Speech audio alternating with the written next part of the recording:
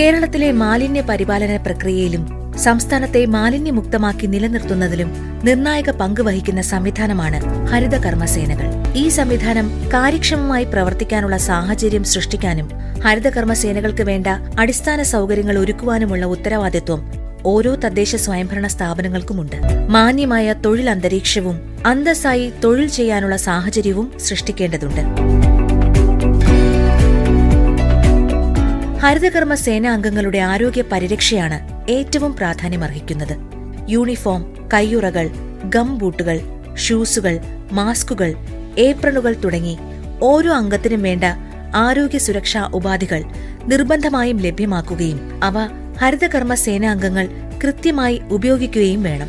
അതോടൊപ്പം മാലിന്യ ശേഖരണത്തിനും വിവരശേഖരണത്തിനും ഉപകാരപ്രദമാകുന്ന വിധത്തിൽ ഏറ്റവും ആധുനികമായ ഡിജിറ്റൽ മാർഗങ്ങളും വാട്സ്ആപ്പ് ഗ്രൂപ്പുകൾ ഉൾപ്പെടെയുള്ള ആശയവിനിമയ സംവിധാനങ്ങൾ പ്രയോജനപ്പെടുത്തുന്നതിനുമായി മൊബൈൽ ഫോണുകളും കളക്ഷൻ മെഷീനുകളും നൽകിക്കൊണ്ട് ഓരോ ഹരിതകർമ്മ സേനകളെയും സ്മാർട്ടാക്കാനുള്ള ചുമതല തദ്ദേശ സ്വയംഭരണ സ്ഥാപനങ്ങൾ ഏറ്റെടുക്കണം.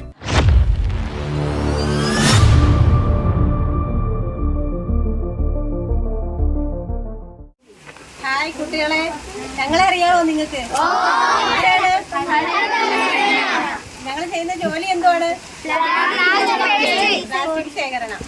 വീടുകളിൽ നിന്ന് പ്ലാസ്റ്റിക് ശേഖരിച്ച് ഈ ഇവിടെ മെറ്റീരിയൽ കളക്ഷൻ സെന്റർ എന്നാണ് ഇവിടെ പറയുന്ന പേര്. അതായത് നമ്മുടെ പ്ലാസ്റ്റിക് ശേഖരിച്ച് കൊണ്ടുവന്ന് ഇവിടെ കൊണ്ടുവന്നാണ് ഇത് തരംതിരിച്ച് അടുത്ത ഏജൻസിക്ക് കൈമാറുന്നത്. അപ്പം നമ്മളിവിടെ എഗ്രിമെന്റ് വെച്ചിരുന്ന പാണ്ടാസ് എന്ന് പറയുന്ന ഒരു ഏജൻസിയാണ്. നമ്മൾ ഈ പ്ലാസ്റ്റിക് ഇവിടെ കൊണ്ടുവന്നതിന് ശേഷം ഇത് ഒരു 10-12 ഐറ്റമായിട്ട് തരംതിരിച്ച് അത് അവർക്ക് സെപ്പറേറ്റ് ആയിട്ട് വണ്ടിയിൽ കയറ്റി വിടുകയാണ് ചെയ്യുന്നത്. അതിനൊപ്പം നമ്മൾ ചില്ല്, ചെരുപ്പ്, തുണി, ഇങ്ങനെ കുറെ സാധനങ്ങൾ കൂടി കളക്ട് ചെയ്യുന്നു. ഇതാണ് LD ഫസ്റ്റ്. ഏറ്റവും ക്വാളിറ്റിയുള്ള പ്ലാസ്റ്റിക്. ഈ പ്ലാസ്റ്റിക് ഐറ്റം നമ്മൾ സെഗ്രിഗേറ്റ് ചെയ്ത് കൊടുക്കുമ്പോൾ അവരിത് കൊണ്ടുപോയി നല്ല കട്ട് കൂടിയ നല്ല ക്വാളിറ്റിയുള്ള പ്ലാസ്റ്റിക് ഉൽപ്പന്നങ്ങൾ ഉണ്ടാക്കാനാണ് ഇത് ഉപയോഗിക്കുന്നത്. ഈ സൈസ് പ്ലാസ്റ്റിക് ഉപയോഗിക്കാമോ? ഉപയോഗിച്ചൂടാ. ഇതൊന്നും നമുക്ക് ഉപയോഗിച്ചൂടാ. പ്ലാസ്റ്റിക് എപ്പോഴും നമുക്ക് ദോഷമാണ്. 120 മൈക്രോൺ താഴെയുള്ളതാണ് ഉപയോഗിച്ചൂടാ. നിരോധിത പ്ലാസ്റ്റിക് കേട്ടോ. അത് വ്യക്തമായി മനസ്സിലാക്കിയേ. ഏത് സൈസ് പ്ലാസ്റ്റിക് ആണ് ഉപയോഗിച്ചിടാത്തത്, ഏതാണ് ഉപയോഗിക്കാവുന്നത് മനസ്സിലായില്ല? അതൊന്നുകൂടെ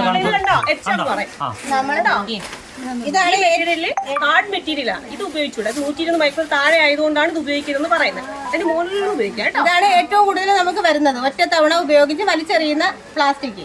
നിങ്ങൾക്കെല്ലാം അറിയാലോ. സാധനം വാങ്ങിച്ചുകൊണ്ട് വരും, അത് തട്ടി അവിടെ ഇട്ടിട്ട് ഈ സാധനം എടുത്ത് നമ്മളെ പുരടത്തിലോട്ട് എറിയുക, അല്ലെങ്കിൽ അപ്പുറത്തെ അയ്യത്തോട്ട്, അങ്ങനെയല്ലേ ചെയ്യുന്ന സാധനം. വീട്ടിലൊക്കെ നമ്മുടെ അച്ഛനും അമ്മയൊക്കെ കടയിൽ പോയിട്ട് ഒരെണ്ണം കൂടി തരാൻ പറയും. ഒരു സഞ്ചി കൊണ്ട് തൃപ്തിപ്പെടത്തില്ല, ഒരെണ്ണം കൂടെ മേടിക്കും. എന്നിട്ട് അത് വേസ്റ്റ് കൊണ്ടിടും, അല്ലെങ്കിൽ പുറത്തങ്ങനെ എടുത്തിടും, അല്ലെങ്കിൽ കത്തിക്കും. അല്ല, കടയിൽ വെക്കാതെ നിരോധിച്ചാൽ മതിയല്ലോ. കടയിൽ വെച്ചോളാം. പക്ഷെ നമ്മൾ മേടിക്കത്തില്ല തീരുമാനിക്കണം. നമ്മുടെ കൂട്ടുകാർ നമ്മുടെ വീട്ടിൽ ഇത് കൊണ്ടുവരില്ല എന്ന് തീരുമാനിക്കണം. സെക്കൻഡ്. രണ്ടാമത് ക്വാളിറ്റിയുള്ള ഇത് കഴിഞ്ഞിട്ടുള്ള പ്ലാസ്റ്റിക് ആണ് ഇത്. ഇതും ഉപയോഗിക്കുന്നുണ്ട്.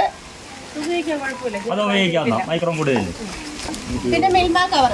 ഇത് ഒരു സംശയം ചോദിച്ചോട്ടെ, എന്തോ ഈ മൈക്രോൺ? ആ മൈക്രോൺ ഉപയോഗിക്കാന്നൊക്കെ പറയുന്നത് എന്തോ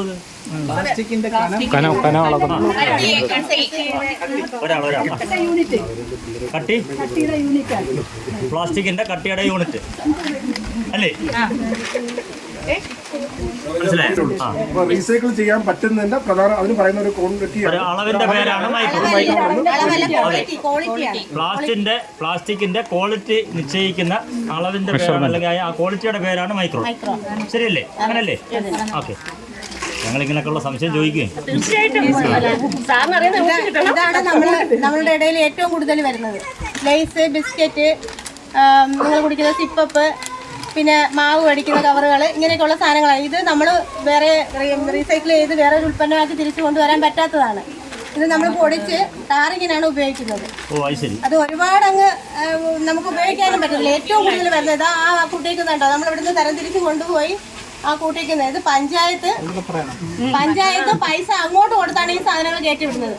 അത് ഏറ്റവും കൂടുതൽ ഇതെല്ലാം ഇതിപ്പോ നമ്മളിപ്പോ ഈ മാസത്തിൽ കളക്ട് ചെയ്ത് തുടങ്ങിയതേ ഉള്ളൂ. 2 ദിവസം കഴിഞ്ഞപ്പോൾ ഇവിടെ ഒരു ദിവസം സെഗ്രിഗേഷൻ കഴിഞ്ഞ് സാധനങ്ങൾ അങ്ങോട്ട് മാറ്റിയിട്ടുണ്ട്. അതിനുശേഷം ഇന്നലെ കൊണ്ടുവച്ചതാണ് ഇത്രയും സാധനങ്ങൾ മാത്രം. ഇത് ഉപയോഗിക്കുന്നത് കൊണ്ട് പഞ്ചായത്തിനും ദോഷമുണ്ട് നമ്മൾ ഉപയോഗിക്കുന്നത്. ആണ് പഞ്ചായത്തിന്റെ പൈസ ഒരുപാട് ഇറങ്ങുന്നുണ്ട് ഇതിലോട്ട്. അതായത് 5 ടണ്ണിലധികം പ്ലാസ്റ്റിക് നമ്മൾ ഒരു മാസം ഇവിടെ കളക്ട് ചെയ്യുന്നുണ്ട്. നമ്മളെ ഈ പൂതക്കുളം പഞ്ചായത്തിന് മൊത്തം അതിൽ അധികം വരുന്നുണ്ട്. 5 ടൺ. ഒരു മാസം 5 ടൺ. 5 ടൺ. എണ്ണം പറയുന്നത് അറിയാം. 2-2.5 ടണ്ണോളം സാധനങ്ങൾ മാത്രമാണ് തരംതിരിച്ചതായിട്ട് കൊടുക്കുന്നത്. ബാക്കി പഞ്ചായത്ത് 1 കിലോയ്ക്ക് 5 രൂപ വെച്ച് പഞ്ചായത്ത് ഫണ്ട് വെച്ച് ആ പൈസ കൊടുത്തിട്ടാണ് കയറ്റി വിടുന്നത്. അതിനൊപ്പം തുകൽ മാലിന്യങ്ങൾ, ചെരുപ്പ്, ബാഗ് ഇങ്ങനെയൊക്കെയുള്ള സാധനങ്ങൾ എടുത്തുകൊണ്ട് വരുന്നതിനും പഞ്ചായത്ത് പൈസ കൊടുത്താണ് അങ്ങോട്ട് കയറ്റി വിടുന്നത്. അങ്ങനെ നമുക്ക് ഭീമമായൊരു തുക ഈ സാധനങ്ങൾ കയറ്റി വിടാൻ വേണ്ടി തന്നെ ചെലവാകുന്നുണ്ട്. ബാക്കി ഈ കിട്ടുന്നത് പൈസ നമുക്ക് യൂസർ ഫ്രീ ആയിട്ട് കിട്ടുന്ന പൈസയും ഈ തരംതിരിച്ച് കൊടുക്കുന്ന സാധനങ്ങൾ വിൽക്കുന്ന പൈസയും കൂടി ചേർത്ത് ഹരിതകർമ്മ സേനാംഗങ്ങൾക്ക് അവരുടെ അറ്റൻഡൻസ് പ്രകാരമാണ് ശമ്പളം കൊടുക്കുന്നത്. നിങ്ങൾക്ക് സർക്കാർ ഇല്ലേ ശമ്പളം തരുന്നത്? അല്ല, നമുക്ക് വീടുകളിൽ നിന്ന് കിട്ടുന്ന യൂസർ ഫീ മാത്രമാണ്. സർക്കാർ കാശ് കൊടുക്കുന്നില്ലേ? നമ്മൾ ധരിച്ചു വെച്ചേക്കുന്നല്ലേ? അയ്യോ, അത് ശരി, സർക്കാർ തരുന്നില്ല. ഞങ്ങൾ തരുന്നതിന്റെ വിഹിതമാണ് നിങ്ങൾക്കുള്ളതല്ലേ? അതെ, വീടുകളിൽ നിന്ന് കിട്ടുന്ന ഈ 50 രൂപയും കടകളിൽ നിന്ന് കിട്ടുന്ന ഈ 100 രൂപയും ഒരു മാസത്തിൽ എത്ര രൂപ കിട്ടുന്നു അത് തുല്യമായിട്ട് ഓരോരുത്തരും ജോലി ചെയ്യുന്ന അറ്റൻഡൻസ് അനുസരിച്ചാണ്. അവരുടെ കാര്യം കഷ്ടമാണ്. അത് കൂടാതാണ് ചിലര് അവരെ ചീത്തവിളിക്കൂടെ വിളിക്കും. പട്ടി അടിച്ചുവിടുന്ന ആൾക്കാരുണ്ട്. നോക്കണേ എന്ത് കഷ്ടമാണെന്ന്. മക്കളെ ഒരു കാര്യം കൂടെ പറഞ്ഞോട്ടെ. നമ്മളെ കടയിൽ പോയിട്ട് 5 രൂപ നമ്മളെ വണ്ടി കുലിക്കൊക്കെ ബാക്കിയാണ്. നമ്മള് കടയിൽ പോയിട്ട് ഇതിനകത്ത് ഒരു ലൈസിന്റെ കവർ വാങ്ങിച്ച് ഇങ്ങനെ ഒന്ന് പൊട്ടിച്ച് ഇങ്ങനെ ഇന്ന കഥയും പറഞ്ഞു വരും. എന്നിട്ട് നമ്മൾ എന്താ ചെയ്യുന്നത്? ഇങ്ങനെ നമ്മൾ കളയും ഇല്ലേ? ഇതെല്ലാം നമ്മളെ വീട്ടിൽ കൊണ്ട് വെച്ച് കഴിഞ്ഞാൽ ഹരിതകർമ്മ സേനക്കാർ എന്തായാലും വന്ന് എടുക്കുകയല്ലേ? അവരുടെ ജോലി അവിടെ കുറയുകയല്ലേ? ആണോ? നമ്മൾ റോഡിൽ ഇട്ട് കഴിഞ്ഞാൽ അവിടെ ഉണ്ടാകുന്ന പ്രശ്നങ്ങൾ എന്തൊക്കെയാണ്? ഇതിൽ വെള്ളം കെട്ടി നിന്നിട്ട് കൊതുകൾ പരക്കത്തില്ലേ? നമ്മൾ ഈ സാധനം നമ്മളെ വീടുകളിൽ എത്തിക്കുക. അതായത് അവിടെ നമ്മളെ ആന്റിമാർ വരാറില്ലേ? ആന്റിമാർ വീട്ടിൽ വന്ന് നമ്മുടെ എടുക്കുന്ന നേരത്തെ ആന്റി പറഞ്ഞു നമ്മൾ അങ്ങോട്ട് പൈസ കൊടുത്തിട്ടാണ് ഇങ്ങനെയുള്ള സാധനങ്ങൾ കൊണ്ടുപോകുന്നത്.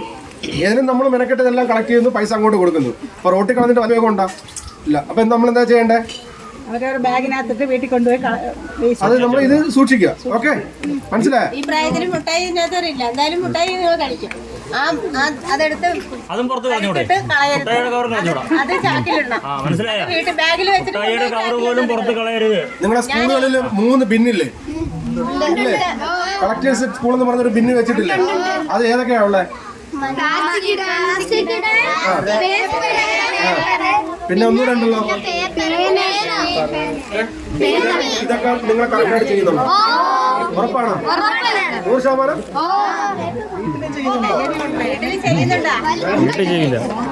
വീട്ടിൽ ഞങ്ങൾ ഇതെല്ലാം അമ്മയെ ഏൽപ്പിച്ചേക്കുക. വീട്ടിലും കൂടെ ചെയ്യുന്ന നമുക്കൊരു കൈയ്യടി കൊടുക്കാം അല്ലേ? നിങ്ങൾ ചെയ്യുന്ന പ്രവൃത്തി നിങ്ങളാണ് മാതൃക. അപ്പൊ ഒരാളെ ഒരു കവർ ഇങ്ങനെ തിന്നിട്ട്, ഇപ്പൊ ഞാൻ തന്നെ ഒരു മുട്ട തിന്നിട്ട് കവർ തറയെ കളയാൻ പോകുമ്പോ മാമ അവിടെ ഇടല്ലേന്ന് പറഞ്ഞാൽ ഓട്ടോമാറ്റിക് നമ്മളൊന്ന് ആലോചിക്കില്ലേ? ചെയ്യൂലേ? അപ്പൊ നിങ്ങൾ അങ്ങനെ കണ്ടു കഴിഞ്ഞാൽ നിങ്ങളിലൂടെ വേണം നമ്മുടെ ഈ ലോകം മാറിയാൽ. ഞങ്ങൾ ഇതുവരെ 18 പേർക്ക് നോട്ടീസ് കൊടുക്കുകയും 12 പേരിൽ നിന്ന് 43,500 രൂപ പിഴ ഈടാക്കുകയും ചെയ്ത പഞ്ചായത്താണ്.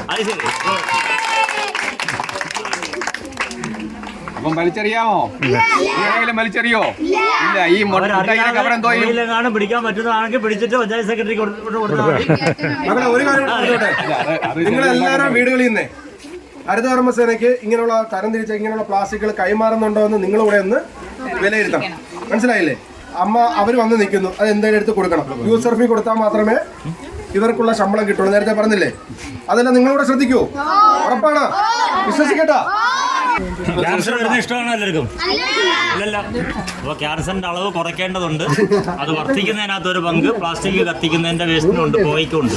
അത് നമ്മൾ ശ്വസിക്കാതിരിക്കണമെന്നാണ് ഈ പറഞ്ഞതിന്റെ അർത്ഥം. ഓക്കെ, ശരി. ശക്തമായ നിയമങ്ങളും ഉണ്ട്.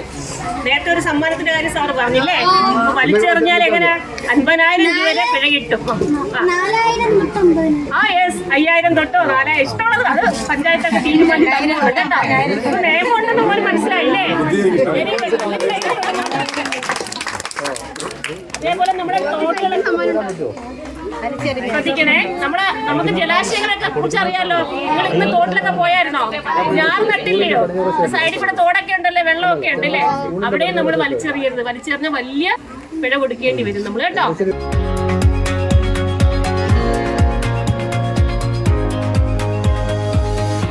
സമൂഹം ഈ സേവനങ്ങളുടെ മഹത്വം തിരിച്ചറിയുന്ന തരത്തിലുള്ള ബോധവൽക്കരണം നടത്തേണ്ടതും തദ്ദേശ സ്വയംഭരണ സ്ഥാപനങ്ങളുടെ കർത്തവ്യമാണ്. ഇത്തരത്തിൽ ഹരിതകർമ്മ സേനകളുടെ പ്രവർത്തനം ഊർജ്ജസ്വലമാക്കുന്നതിലൂടെ മാത്രമേ മാലിന്യമുക്ത നവകേരളം എന്ന സ്വപ്നം യാഥാർത്ഥ്യമാക്കാൻ സാധിക്കൂ.